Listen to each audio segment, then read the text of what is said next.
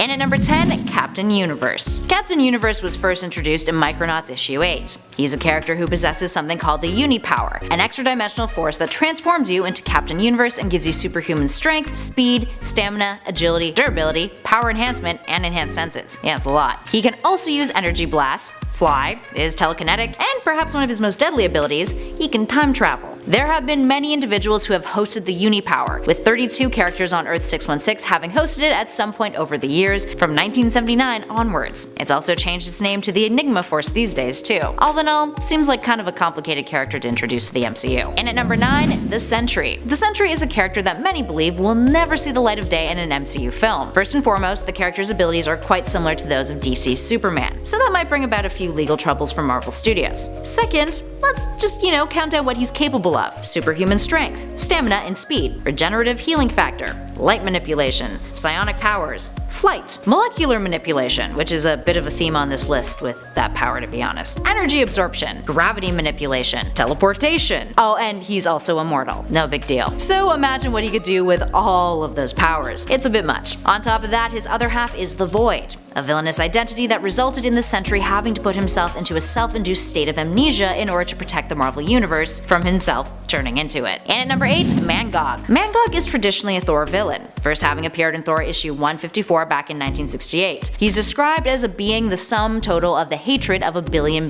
beings, who has superhuman strength, stamina, durability, endurance, can shapeshift, is capable of energy protection via magic manipulation, can feed off the hatred of sentient beings, and of course, is immortal. Now the saving grace for our pal Mangok here is that he's a being who could potentially be adapted in a similar fashion as Surtur was in Thor Ragnarok, but likely won't be a main villain of Thor's. Hey, who knows? That MCU, they always pulling surprises on us. And at number 7, Onslaught. Onslaught first appeared on the panels of Marvel Comics in 1996, in X-Men Volume 2, issue 53, after Charles Xavier accidentally created him when psionically attacking Magneto. Xavier, who attacked Magneto after he ripped the adamantium from Wolverine's skeleton, caused Magneto to go catatonic. But in the process, the metal manipulator's anger, grief, and desire for vengeance entered Xavier's consciousness, growing into a separate persona known as Onslaught, a character who has psychic omnipotence. The Avengers and Fantastic Four, upon learning of a way to finally defeat Onslaught, actually sacrificed themselves in order to bring an end to the abomination. Luckily, it was revealed that they were all reborn in a pocket universe, and all was well. Yay, comics! The character would later return in a second form with the powers of Franklin Richards, Nate Gray, Professor X, and Magneto combined. All in all, that's kind of a lot. Maybe, in like 10 years from now, and when the X-Men are actually introduced. And at 6, Scar. If you thought the Hulk in the comics was way too OP,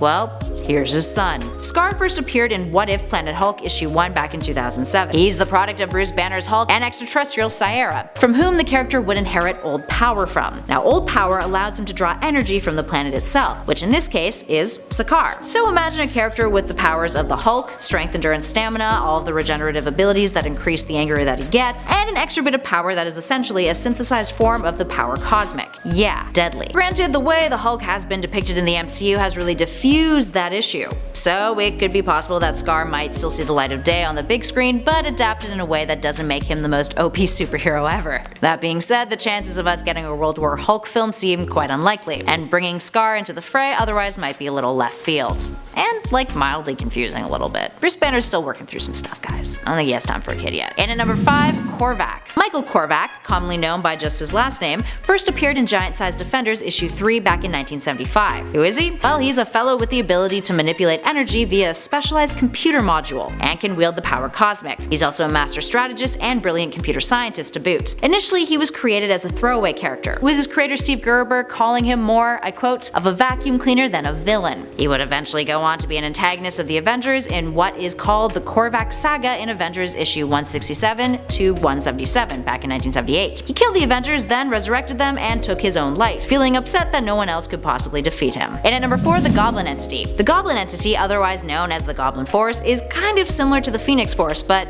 significantly worse. It has limitless power, which derives from a ravenous hunger that cannot be fulfilled. It has consumed whole galaxies, and even consumed the Phoenix Force when it came across it. Even Celestials couldn't fully bring about its demise. When consuming others, it gains their powers, so the full extent of its capabilities is actually unknown. It can consume and remove a near infinite amount of molecules per second. It's the nexus of all psionic energy. It's capable of sorcery and shadow morphing, of cosmic manipulation, and it can alter time and space itself. It can also transmigrate through time and space by by folding its energy back into itself, causing it to collapse like a black hole. Then it reforms itself upon reaching its destination. It exists on Earth 1298, luckily, also known as the Mutant X-verse, and manages to possess the life force of Marvel Girl, who is Madeline Pryor in that universe, but later jumps ship to the comatose body of the Beyonder. It would go on to kill most of Earth's heroes, including the X-Men, the Avengers, the Fantastic Four, Doctor Doom, and Namor, and was only stopped by Havoc, who had the nexus of all realities within him, using it to separate the Force from Madeline and defeat it. Moving on to number 3, Molecule Man. After being bombarded by an unknown form of radiation from an experimental particle generator that he accidentally activated, Molecule Man, aka Owen Reese, became one of the most powerful individuals in the Marvel Universe. His powers consist of the ability to warp reality and molecular manipulation. He can control all matter and all energy. When the Watcher alerted the Fantastic Four that he may be a threat, the group took him on, eventually tricking him to win, with the Watcher placing him in confinement in another dimensional world. Initially, Molecule Man was hindered by self-deadened insecurities, subduing his power and restricting him to only being able to manipulate inorganic matter. But over time that changed, and he's been able to manipulate the likes of Mjolnir and the Silver Surfer's surfboard. These days, he's more of a good guy, thankfully, but that doesn't mean that some of the universe's most powerful entities aren't still a little scared by him. Both Galactus and the Beyonder have made it clear that they could be threatened by Reese, with Galactus even saying that the character could destroy him with merely a thought. Yikes. And at number 2, Oblivion. It's often debated whether or not Oblivion is the strongest character to ever exist in the entire Marvel Universe. It is an abstract cosmic entity who represents non-existence, and is a counterforce to the universe expanding. It's another aspect of the entity Death, but do not get them confused. Death is like a sibling to Oblivion, along with Infinity and Eternity. It's omnipotent and represents the inevitable ending of all things. It can manifest wherever, whenever, and can empower others with however much power he desires in order to act in his name. His strength level is near infinite, and he has infinite cosmic powers. He hasn't really messed around with Earth's heroes all that much, minus a few instances like when he sought out his daughter Mirage, or when his agents fought against the Great Lake Avengers. So it doesn't seem like Oblivion really has a reason to be adapted into the MCU anytime soon. Perhaps Marvel Studios feels that it may even be best that if abstract entities like himself and Infinity and Eternity are left on the panels. Death wasn't even adapted in Avengers Infinity War, despite playing a crucial role in Thanos' storyline in the Infinity Gauntlet comic, much of which it is based off of. And finally, in at number 1,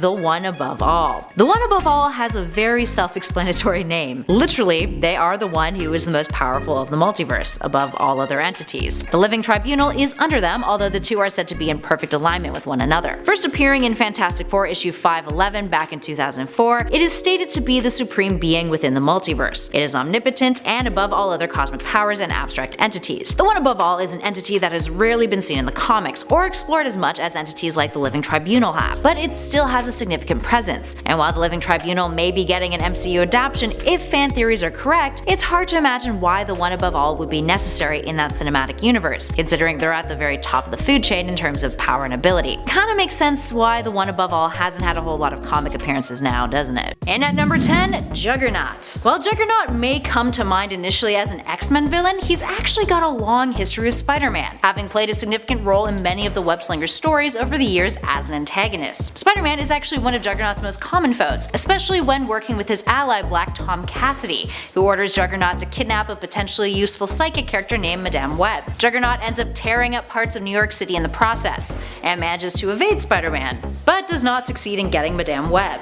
He accidentally removes her from her life support device and abandons her, leaving her for dead. Spider-Man then comes up with a way to defeat him by luring him into some setting concrete, with Juggernaut sinking into it. He eventually digs himself out a month later. So why is he too strong for the MCU currently? Well, technically speaking, he could find his way into the cinematic universe and be a fitting foe for the Web-Slinger. It's just the grander implications that Juggernaut's appearance would have. We're not going to see the likes of Juggernaut until mutants are gradually brought into the MCU now that Disney has the rights to use them. And surely when the mutants arrive in the MCU, our heroes are going to have bigger questions, even bigger than Juggernaut, that will need addressing. So regardless, there's going to be some solid wait time before we see this hulking baddie up on the big screen. And at number 9, Big Wheel. Big Wheel is an absolutely ridiculous villain who first appeared in the Amazing Spider-Man issue 182 back in 1978.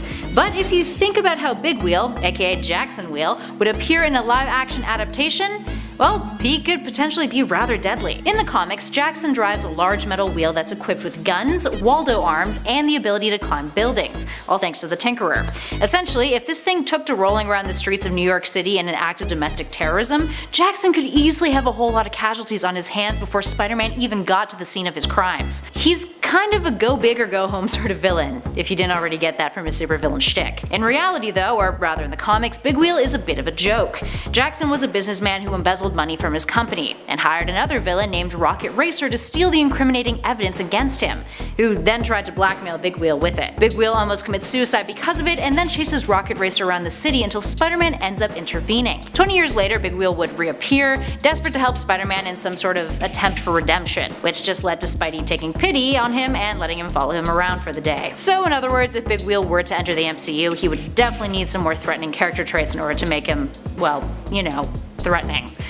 But he's got a foundation, that's something, right? In at number 8, Moreland. Moving into more serious territory with this one, in our next number we have Moreland. Moreland is a character from Loom World, also known as Earth 001.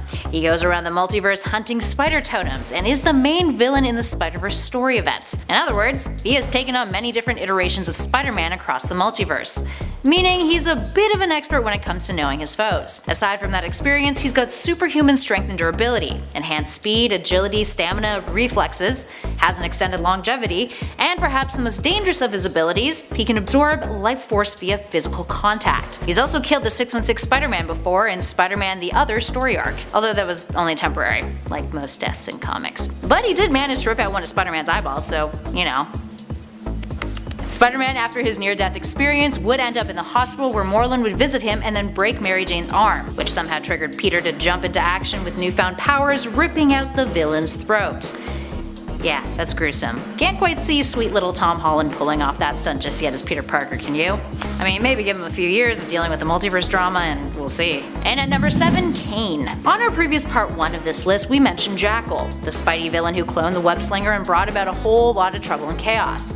This time around, let's take a look at some of the clones he produced. Enter Kane Parker, who would later take on the persona of the Scarlet Spider in 2011. Before his turn as a hero though, Kane was previously a baddie, first appearing in Web of Spider-Man issue 119 back in 1994. He would play a huge role in the Clone Saga. A storyline, as previously noted, is not something that Peter Parker of the MCU would be able to handle right now. So what is he capable of? He shares a lot of the traits that Peter has. Superhuman strength, speed, stamina, agility, durability, reflexes, and equilibrium. He has a precognitive spider sense. He can stick to walls.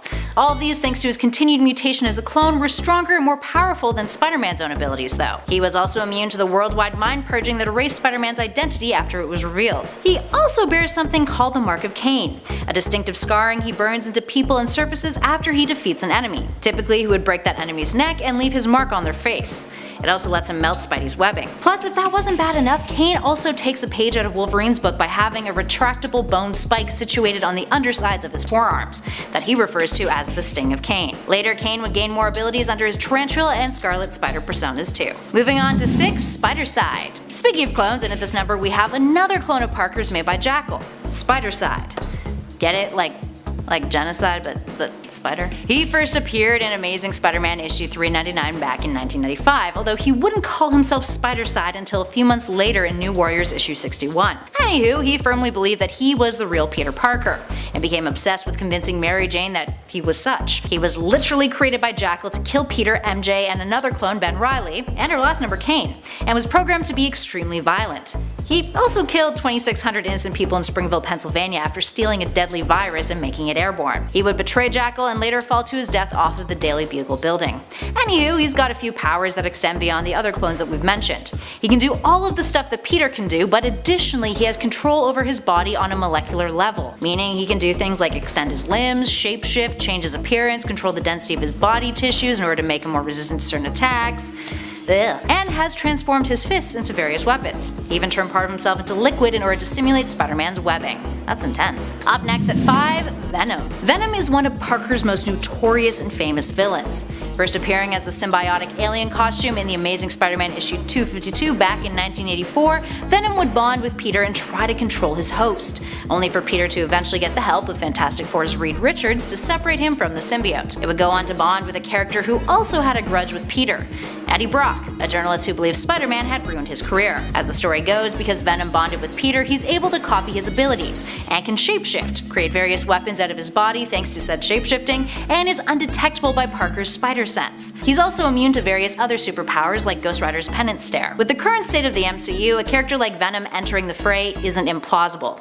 In fact, he very well could, but that would open up a whole new can of worms, so to speak, and the character, with the state Parker is in currently after the events of Avengers Endgame, would surely overpower him. And at 4, Carnage. Speaking of Venom, Carnage, the symbiote's offspring and antagonist, has been an antagonist of Spider-Man's on occasion. While the Sony Venom Maybe franchise plans on exploring Carnage and Cletus Cassidy in the upcoming Venom sequel, seeing Carnage in the MCU right now may be dabbling a little too deep into some really graphic and violent territory. Aside from his unhinged, unpredictable, and brutal tendencies, Carnage is stronger than Venom for one simple reason. All Clintar offspring, Clintar being the name of the symbiote species, are significantly stronger than the Clintar who birthed them, hence why Venom and Spider-Man have teamed up to fight him in the past. It's Carnage's goal to kill both Spider-Man and Venom so he can be free to cause chaos, murdering whoever he pleases. But rest assured, Carnage can't exist without Venom, that is, if the MCU chose to follow his origins laid out in the comics, meaning until Eddie Brock makes his way into the cinematic universe, Carnage won't be popping up to screw with Spidey anytime soon. And at number 3, Arachne. Arachne is a spider deity,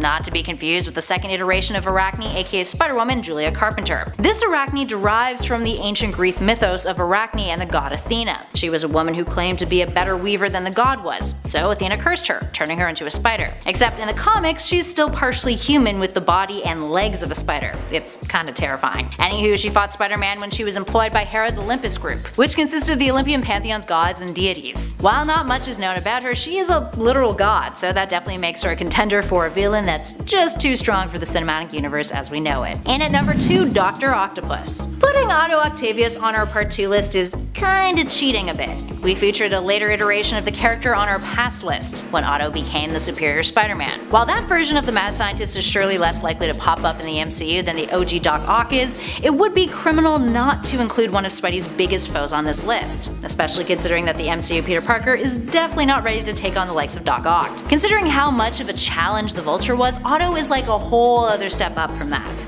To be fair, Parker has grown a lot. He fought alongside the other Avengers against Thanos twice, and bared his own, thanks to some major help with that new and improved Spider-Man suit from Tony Stark that he got in Avengers Infinity War. But having a tricked out suit that helps you significantly on the battlefield can't protect Peter entirely. Otto is a genius, and has outsmarted the web-slinger on several occasions beyond just switching bodies with the hero. His entrance in the MCU is surely going to be a lot for Peter to handle, even if the young hero really does step up in Far From Home. I'm sure we'll see Otto eventually though. And finally, in at number 1, Norman Osborn. Norman Osborn is yet another famous villain of Spidey's who, arguably at this point of time in the MCU, would surely outwit Peter Parker if he were to be introduced into the universe at this very moment. While there is no doubt in our mind that Norman Osborn, aka the Green Goblin, will at some point be integrated into the MCU, there is no way that Peter Parker would be able to handle the criminal mastermind just yet. Sure, we'd bet that Peter could hold his own against the Green Goblin, but Osborn is so much more than that, as we've seen in the comics time and time again. Considering he's Peter's arch nemesis, there's definitely a reason Marvel Studios have been benching him in the Spidey stories to date. When he does arrive, and the Green Goblin begins to terrorize New York City, it'll surely be a conflict of epic proportions. Peter's got some growing to do to get there. But hey, maybe after Far From Home, Peter's growth and newfound responsibilities will place him in a prime position to take on his arch nemesis. And at number 10, the SpiderSlayers. The SpiderSlayers are robots that were created specifically to hunt down, capture, and kill Spider-Man. First appearing in the Amazing Spider-Man issue 25 in 1965, there have been various iterations of them over the years, with the first being designed and built by Dr. Spencer Smythe, thanks to funding from J. Jonah Jameson. Smythe would be contaminated by radiation poisoning from creating the robots and tried to take revenge on Jameson and Spider-Man, only to die right before Spider-Man defeated him. Perhaps the more vicious versions of these robots though can be found in the Ultimate Marvel Universe, Earth 1610, where the SpiderSlayers were created by the Tinkerer under Nick Fury's command in case Spider-Man ever went rogue. They're 8 feet tall, balance on a large sphere, have 2 arm cannons and a sphere for their heads, plus they managed to take down Carnage and kill a disfigured clone of Spider-Man's. Needless to say, they can be lethal. And at number 9, Alistar Smite. Speaking of the SpiderSlayers, our next number is actually a member of said group. Alistar Smite, the son of Dr. Spencer Smythe, who inherited the legacy from his father, along with a hatred of Spider-Man. Initially he was wheelchair bound until he became the ultimate SpiderSlayer and gained the ability to walk. walk. So what's Alistar's deal? Well, he's a scientific genius who knows a thing or two about genetics, cybernetics, and robotics. He built his own version of the SpiderSlayers, which were majorly advanced compared to his father's version, being more sophisticated and formidable. He became the ultimate SpiderSlayer when he crafted a bioorganic carapace, which is a shell-like protective exoskeleton, like crustacean animals have. This fused with his spine, allowing him to walk, giving him bird-like talons for feet, and two curved blade-esque weapons jutting out from his shoulders, along with blades on each of his forearms. In addition to that, he also has a web shooter, and his armor gives him superhuman strength, speed, durability, and agility. That's a tough foe to beat. And at number 8, The Spot. The Spot first appeared in Spectacular Spider-Man issue 97 back in 1984. He's been an antagonist of both Spider-Man's and Daredevil's over the years, and originally worked as a scientist for another mutual threat of theirs, Kingpin. Dr. Jonathan Ahn was assigned by Wilson Fisk to reproduce the radiation levels of Cloak, a hero who can teleport himself over long distances and become intangible. When attempting to recreate his powers though, the Doctor created a circular black portal, which he then stepped into. He passed out and then awoke in a dimension that he believed to be the one that Cloak used as a gateway to teleport through. But when he returned to the real world, he had undergone a massive transformation. Having portals to this other dimension adhered to his skin, giving him the black spots on his body. Now Spot can create portals that lead into an alternate dimension, which he calls Spot World, which allows him to theoretically travel unlimited distances. He can also use spots to avoid taking damage, opening a portal in which attacks pass through. His abilities are something that Spider-Man's spider sense is unable to detect, making Spot fairly deadly. And at 7, the Sinister Six. Okay, let's be real about this supervillain group for a sec. While leaving them out of the future of Spider-Man stories in the MCU might be a big mistake on Marvel Studios' part, there is no way that we'll be seeing the Sinister Six show up on the big screen anytime soon. For starters, not all of its members have been introduced into the MCU yet. Second, there is no way in hell that Peter Parker is ready to take on the combined efforts of foes that deadly. So while we do think that the Sinister Six is inevitable, we definitely think they're a long time coming as far as Spider-Man's films are concerned. And at number 6, Will-O-the-Wisp. Will-O-the-Wisp, aka Jackson Arvad, first appeared in the Amazing Spider-Man issue 167, and he's got a handful of abilities up his sleeve that would be hard for any superhero to tackle. He was a physicist who was able to gain control over the electromagnetic attraction between his body's molecules, which led to his powers. Now aside from being a scientific genius, he's capable of density control, similar to Vision, meaning he can make himself intangible if he wanted. He can fly at subsonic speeds, he's capable of hypnosis, and of course he's got superhuman strength, durability, and speed. He's come into contact with Spider-Man on multiple occasions, and once Civil War rolled around and Peter Parker's identity was revealed, he worked with Chameleon on a scheme in order to get revenge on the web-slinging hero. In at number 5, Superior Spider-Man. Superior Spider-Man is a character we'll likely never see in the MCU.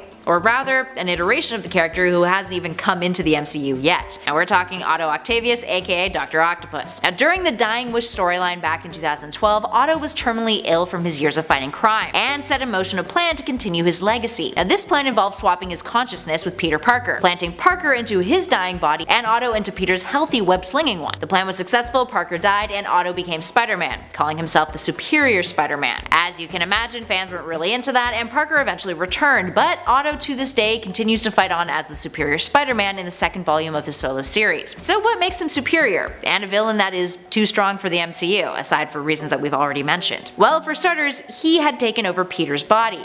He had access to Peter's memories. He improved upon Spider-Man's costume, upgrading it a whole lot, and still has the genius level intellect and scientific mind of Otto. So yeah, overall, not a villain Peter Parker of the MCU would be overly eager to see come alive off the panels, I'm sure. In at 4, Red Goblin. While the Green Goblin, aka Norman Osborn, is Spider-Man's arch nemesis, and surely will enter the MCU one day, this version of Osborn combines the Green Goblin along with the enemy of another Parker rival. Red Goblin is the result of Norman Osborn bonding with the Carnage symbiote. The symbiote Venom birthed who has an adoration of all things blood and violence, hence the name. Anywho, Carnage got mixed in with the Goblin formula, which made both of them stronger and purged them of their weaknesses. Eventually Osborn's youngest son, Normie, ended up getting infected too and becomes the Goblin Child. And at number 3, Jackal. For this number, we're specifically looking at Miles Warren as Jackal, because there's been multiple Jackals. First appearing in the Amazing Spider-Man issue 31 back in 1965, Warren wouldn't become the Jackal until almost 100 issues later. Miles had a grudge against Spider-Man, believing that he was responsible for Gwen Stacy's death. He was obsessed with Gwen Stacy despite their large age difference. Now after a failed stint as the High Evolutionary's assistant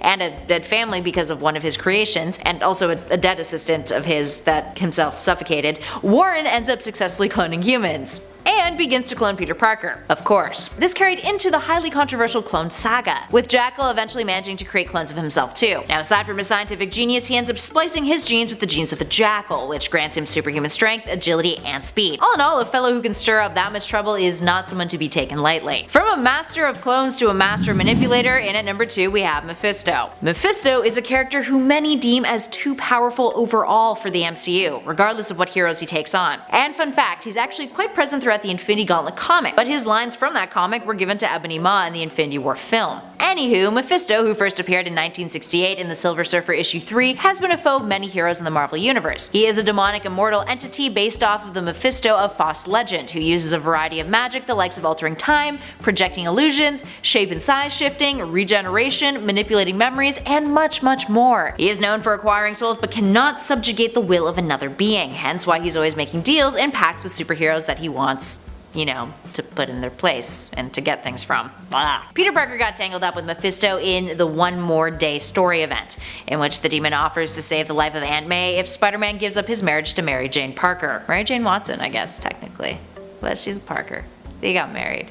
Is a thing. He does. And Mephisto not only erases their marriage, but erases the little girl who would be their future daughter, after also appearing as that little girl. The storyline was highly criticized. Needless to say, Mephisto is incredibly powerful, incredibly manipulative, and a villain that would be difficult to place in the MCU in its current state. Speaking of difficult villains though, in at number 1, Null. If you thought an immortal demon entity was a lot, how about a symbiote god? Null is technically more of a Venom villain, but this nefarious being also fought against Spider-Man. Null is a malevolent deity whose existence predates the universe, having prior just drifted through the endless abyss that existed before it. The Celestials created the universe, and that didn't bode well with Null, who decapitated one of them in retaliation. He essentially is the creator of the Clintar, the symbiotes, having manifested a symbiotic suit of armor from the eldritch darkness he commanded, setting out on a mission to commit celestial genocide. Big goals. He's got a ridiculous amount of power, he's got divine physiology, he has the ability to create, control, and manipulate eldritch darkness, which is a manifestation of the primordial void that existed before the universe. He can create symbiotes and dominate them via hive mind. He's also existed for over 12.7 billion years, so he's pretty old. He is self-sustaining, and he has a regenerative healing factor. So like, death is not a thing for this fellow. His one weakness though? The light, a metaphysical force that came into being with the Big Bang that spread throughout the abyss. Needless to say, don't know if Peter Parker could take him right now. Might be a little tough for him. Sorry, Tom Holland. I say that with love. In at number 10, M. Monet St. Croix was born in Sarajevo, Bosnia, and was the second daughter of a very wealthy French aristocrat. She grew up as a typical spoiled rich girl until a series of extremely unfortunate events took hold of her. First, her mother died mysteriously, just out of the blue. Then, her brother Marius turned out to be a mutant who practiced black magic and transformed her into a mute red-skinned creature called Penance. And then, she was banished to another dimension with no real way home. Oh yeah, this also happened over the course of a few days. So fast forward a little bit through crazy 90s X-Men storytelling, and Monet is back on Earth, no longer a red-skinned creature, and her mutant powers have fully manifested. What are these powers, you may ask? Well, superhuman strength, speed, agility, dexterity, reflexes, coordination, balance, vision, hearing, endurance, a genius level intellect, accelerated healing factor, supersonic flight, telekinesis, telepathy, and the ability to see mutant auras. This whole thing just kind of feels like the writers couldn't agree on one specific power, so instead of just picking one, they just threw them all on the desk and picked all of them.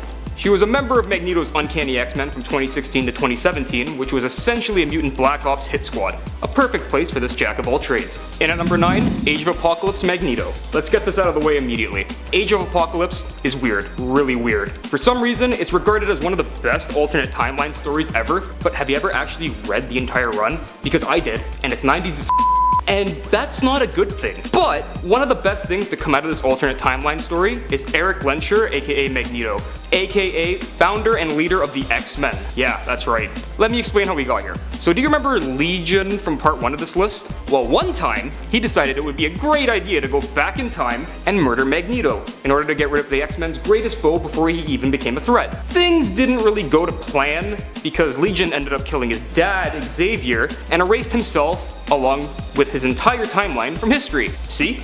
90s as In a world without Professor X, Apocalypse rose to power, and Magneto had to create his own X-Men to oppose him. Years of living as a rebel and constantly on the run from Apocalypse's armies molded this Magneto into one of the biggest badasses Marvel has ever seen. He eventually takes on Apocalypse in a one-on-one duel to the death, and rips Apocalypse in half using the iron in Apocalypse's blood. 90s as And at number 8, Polaris. Lorna Dane is the daughter of Magneto, and with great power comes great magnetism. Much like her father, Polaris has the power of electromagnetic manipulation, and is just as powerful as her dad in many regards, but one moment in particular made her one of the most OP mutants of all time. During the last days part of the 2015 Secret Wars storyline, the Ultimate Universe's Earth was on a collision course with the 616 Universe's Earth. If they collided, both would be destroyed, killing all life on both universes. So it was up to Polaris and Magneto to team up and use their powers to hold both Earths apart from one another while fighting Sentinels. If this version of Polaris shows up in the MCU, like, who can stop her? And at number 7, Namor. The King of Atlantis is in fact not just a merman, but he's also a mutant. The first mutant, in fact, if you want to believe the title of his 2010 solo run. Namor, the Submariner, is an Atlantean human mutant hybrid, and has all the powers of an Atlantean. Aquatic adaptation, hydrokinesis, telepathic control over marine life, but he also has his mutant abilities of super speed, strength, flight, agility, and mild invulnerability.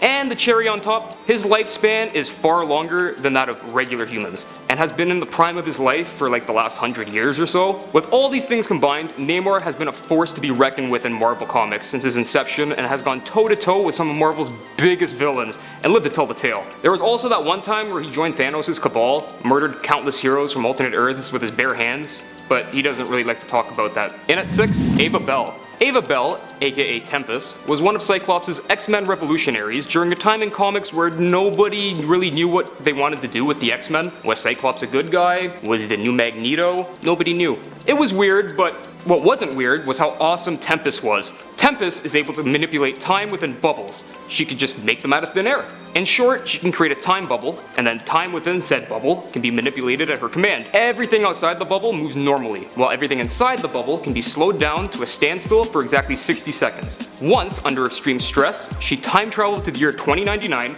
trained with the Sorcerer Supreme, and then came back to the current timeline with a far greater understanding of her powers. Her powers are pretty ridiculous if you ask me. And at number 5, Cable. Many of you pointed out that the last list was essentially a Summers family reunion, which you weren't wrong, but there was one really important Summers boy missing, and that was Cable. Nathan Summers is one of the most powerful mutants in existence when left unchecked. He's the biological son of Cyclops and Madeline Pryor, a clone of Jean Grey. If you've seen Deadpool 2, then you've only gotten a small glimpse of what Cable is actually capable of. Cable's powers are telepathy and telekinesis, but they're severely handicapped by his techno-organic virus in his body. He has to use the majority of his awesome power just to keep it contained to one side of his body. If he didn't do this, he'd die. However, there was one time in particular where Cable was able to cut loose and use all his power. In the series Cable and Deadpool, Cable once held an entire island in the air with one hand, fought the X-Men and the Silver Surfer with his other hand. I'd like to see Josh Brolin pull that one off in Deadpool 3. And at number 4, Triage. Christopher Muse is another of Cyclops' aforementioned X-Men revolutionaries, and his powers are pretty ridiculous. In short, he can heal people just by touching them. Well, it seems simple enough, right? Well, it gets a little more complicated the more you look into what he's doing over time. Initially, Triage is only able to heal things like broken bones, cuts, bruises. However, later on in the comics, he becomes so powerful that he can actually bring the recently deceased back to life. He even managed to bring himself back to life after being stabbed in the neck by Wolverine and Mystique's alternate universe son. Yeah, that was a thing that happened. And at number 3, Matthew Malloy. This guy had a very brief appearance in the comics, but oh, what an appearance. Matthew Malloy witnessed the death of his wife during the Skrull invasion of Earth, and was left horribly traumatized by the event, as anyone would. Years later, he met up with his former sister-in-law, and this reminder of his former life was the breaking point for his psyche. His mutant powers emerged and vaporized everything around him, including said former sister-in-law. S.H.I.E.L.D. shows up to detain him, he blows up S.H.I.E.L.D. X-Men shows up to talk him down, they get blown up, and Matthew rewrites the laws of physics and reassembles himself. When he goes to the X-Mansion to ask for help, he accidentally kills more X-Men. The only way they were able to stop this guy was by going back in time and preventing his parents from ever meeting. If that's not powerful, I don't know what is. And at number 2, Colossus Juggernaut. Okay, I know what you're thinking. How can Colossus Juggernaut be higher on this list than Matthew Malloy, a man who can literally bend space and time to his will? Well, in short, It's my list, and I want to talk about Colossus Juggernaut at number 2. Let me know down in the comments if you've ever used your own great power to manipulate things to your own benefit. Anyways, Alistar Rasputin is a giant, metal Russian man who punches things until they stop moving. The Juggernaut is an unstoppable avatar of the interdimensional demon Sidorak, a giant mammoth of a man who cannot be stopped once he starts building momentum. What happens when you combine these two things together? You get Colossus Juggernaut, one of the coolest amalgams ever created by Marvel. Oh yeah, and he's canon. Suck it, Iron Hammer. Anyways, this guy's power level far exceeds that of 9,000, and he once fought against the previous Juggernaut, Kane Marco, after having his skull split in half. Metal. And in at number 1, Old Man Phoenix. Jason Aaron's run on Thor might be the greatest Thor story ever told. If you haven't read it yet, I highly recommend you get to it ASAP. It's amazing. He covers pre-worthy Thor from mythology, lovable current-day Thor, God of Thunder, and a future version of Thor where he's become the All-Father and basically Odin with a hammer. In the old Thor universe, we follow Thor as he flies through a dying universe trying to find a way to save it. Who does he run into? Well, Wolverine, the last mutant in existence, and he's possessed by the Phoenix Force.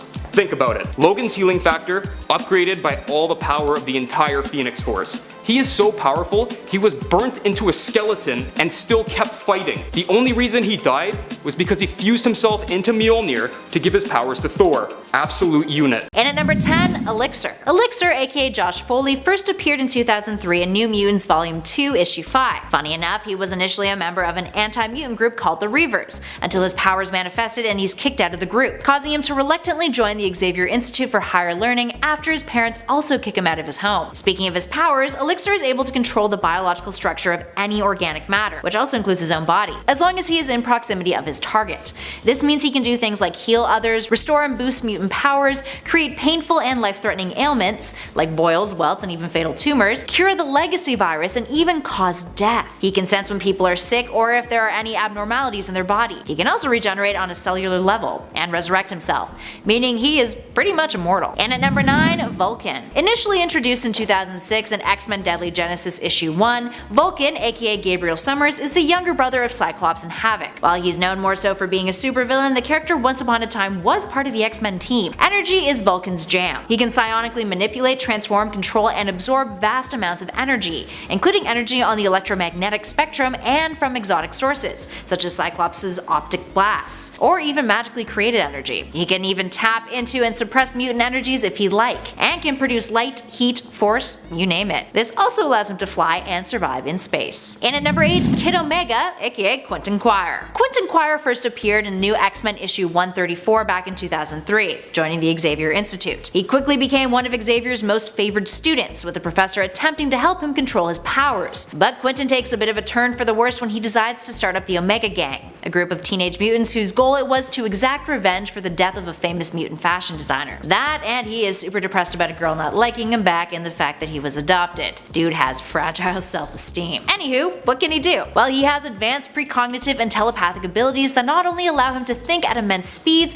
but to manipulate the minds of others, resist mind probes, and he can psychically influence a large group of people at one time. He's even created an entire universe in his mind that he calls the Construct that he can imprison people within. Minus his previous gang shenanigans, Quentin generally acts in the interest of good, having recently been featured a member of the Fresh Start iteration of the West Coast Avengers. And at 7, Magik, aka Illana Rasputina. Magik is the younger sister of Colossus, and first debuted in Giant Size X-Men issue 1 back in 1975. Now despite that, her character was merely a background character for the most part, and it wasn't until 8 years later that she was given a proper name in the Uncanny X-Men issue 160 in 1982, after aging 7 years in the paranormal dimension of Limbo, where she gained her mutant abilities. This includes interdimensional teleportation, magic manipulation, and the use of something called Soul Sword, which is something created by her own life force energy, a physical sword that with each use becomes more powerful. She can also manifest eldritch armor. During her time in Limbo, Magik became the sorceress supreme of that dimension, able to cast a plethora of spells using a mix of black magic and white magic, being taught the latter by an alternate universe version of Storm. She's also capable of creating powerful mind-blocking shields, keeping the likes of some of the strongest telepathic mutants out of her head, including Professor X. And at number 6, X-Man Nate Gray. Scott Summers and Jean Grey are responsible for some of the most powerful offspring in the mutant community, regardless of whether or not they actually intended to parent them. It's worth noting that Nate Gray is not Cable. Both characters are descendants of genetic material from Scott Summers and Jean Grey, but came to be in different manners, with Nate being grown in a laboratory in an alternate dimension thanks to Mr. Sinister, who used Scott and Jean's DNA to do so. Cable, on the other hand, is the son of Scott and Madeline Pryor, who is the clone of Jean Grey. Anywho, with that out of the way, let's talk about Nate. He has the ability to tap into the enormous psychic resources found in the astral plane, which allows him to manipulate matter and energy. His powers were diminished though by the Omega Machine. He's a character whose powers sometimes inflate and sometimes are taken away in the comics. He can also exist as living psychic energy, existing outside of his corporeal form. He was given his own solo series during Age of Apocalypse that briefly replaced Cable's series, and his series ended up running until 2001 as he was brought into the Earth 616 continuity, with it ending with his seemingly sacrificial death after struggling for years with being the most powerful person in a reality in which he did not belong. How tragic. Speaking of Scott and Jean's offspring, and at number 5, Rachel Summers. Rachel Summers was created by Chris Claremont and John Byrne, first appearing in the Uncanny X-Men issue 141 back in 1981. But she didn't become Rachel Summers until after her debut, thanks to retcons. Gotta love a retcon. From an alternate future, she's the daughter of Cyclops and Jean Grey, the sister of Nate Grey, and a half-sister of Cable's. And she's hella strong. Not only has she had the Phoenix Force's abilities, she's also an empath, telepathic, telekinetic, and can astral project. She has limited time manipulation abilities too, and her telekinesis abilities can remotely manipulate matter, including on a subatomic level. And at number 4, Legion, aka David Haller. Legion, also known as David Charles Haller, is the son of Professor Charles Xavier. He traveled 20 years into the past in order to kill Magneto before his father's nemesis had the chance to amass power. But before he could, he ended up killing his father instead, which caused the Age of Apocalypse timeline to occur. Legion is often depicted as an anti-hero, and is known for his severe dissociative identity disorder, which formed after his mutant powers manifested during a terrorist attack in which he ended up absorbing the mind of the terrorist leader into his own. Because of his trauma, parts of David's personality splinter, each controlling a different aspect of his powers. Speaking of powers, why is he so strong aside from his parentage? Well, he can reality warp, he can shapeshift, he can manipulate matter, and is capable of transmutation. He can manipulate energy, he's telepathic, telekinetic, he can teleport, and of course, he can time travel. But because of his severe dissociative identity disorder in later story arcs, he's often sedated or hospitalized. Reed Richards, Madison Jeffries, and Dr. Nemesis would later create something called a neutral switchboard wristband that would help him control his multiple personalities and better manage his powers. And in X-Men Legacy, he ended up erasing himself from existence altogether, but even that didn't fully work out for him. Poor Legion. And at number 3, Hope Summers. Hope Summers first appeared in X-Men issue 205 in 2007 as part of the X-Men Messiah Complex storyline. After Decimation, a story event in which Scarlet Witch used her powers to turn all of the mutants into regular depowered humans, Hope was the first mutant to be born, which starts a hunt for the character. She's saved by Cable, who names her after her adopted mother who looked after the child with him, and Summers technically being Cable's last name. Hope is a vessel of the Phoenix Force, and has unspecified limits when it comes to physically manipulating and mimicking the powers of other mutants. So yeah, in the scope of things that could be super deadly later on down the line when mutant characters have been established in the MCU. Hope's mimicry abilities allow her to use those mutant powers at their utmost capacity, but because of this, she is potentially incredibly dangerous to people and the environment around her due to the massive amounts of power levels that she generates. Talk about a walking bomb. And at number 2, Jean Grey. Let's be honest here, Jean Grey is 100% going to be added to the MCU. It's almost inevitable, but the chances that we'll be seeing the Phoenix Force flexing its OP-ness on the big screen are pretty slim, at least for now. If anything, since the Phoenix Force is a major part of the X-Men stories, we think that if Jean does become the Phoenix, it'll be an event that's built up over time in the MCU, similar to what was done with the Infinity Gauntlet story arc. So really, Jean's Phoenix is just too strong for the MCU right now, but who knows what the future will hold. Regardless, she is OP as hell. And finally, at number 1, Franklin Richards. Franklin Richards is the son of Mr. Fantastic Reed Richards and Invisible Woman Sue Storm. And he's one incredibly powerful kid, that's for damn sure. First introduced in 1968 in Fantastic Four Annual Issue 6, Franklin is way beyond an Omega level mutant, having vast reality manipulating powers along with psionic powers. This means he can manipulate matter and energy on a cosmic scale, project energy, is capable of telekinesis, telepathy, astral projection, and precognition. He can teleport, and these two things are great. He's immortal and can create pocket universes. The kid can create his own damn universes. Celestials consider him to be on par with them, and his powers only increase the older he gets. So yeah, I'm sure we'd all love to see what Marvel Studios would do with a character like that. And to be fair, we're sure Franklin Richards is far from being up on the silver screen. The MCU still needs to establish his parents first. And some people have theorized that that won't happen until after Phase 5, so long way to go, friends. Long way to go.